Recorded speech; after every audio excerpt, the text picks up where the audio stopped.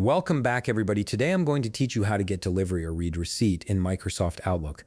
This feature is incredibly useful when you need confirmation that your important emails have been delivered and opened by the recipient. Let's dive right into the process.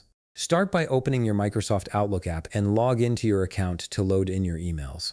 Once you're logged in, you'll see your inbox populated with all your messages. This is where we'll begin setting up the delivery and read receipt features for your outgoing emails. Once your email has been loaded, you'll need to access your email tools by clicking on the New Email button.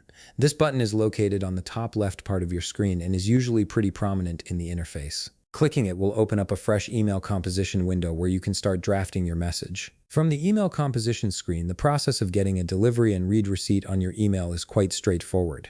Look at the top part of your screen and you'll notice several tabs for different options. Click on the Options tab to reveal the settings we need. This tab contains various features that let you customize how your email behaves when sent. Here's where the magic happens. Within the Options tab, you'll find two specific checkboxes that we're interested in.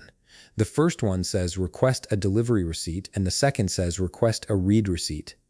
Simply click on the checkbox next to each option to enable them. The delivery receipt will notify you when your email successfully reaches the recipient's inbox, while the read receipt will let you know when they've actually opened and read your message. However, there's an important detail to keep in mind here. These options are completely voluntary for your recipient. They must acknowledge and accept the delivery receipt and read receipt request on their own will. Some email clients will prompt the recipient to confirm whether they want to send these receipts back to you, and they can choose to decline. So while this feature is helpful, it's not guaranteed that you'll always receive these confirmations.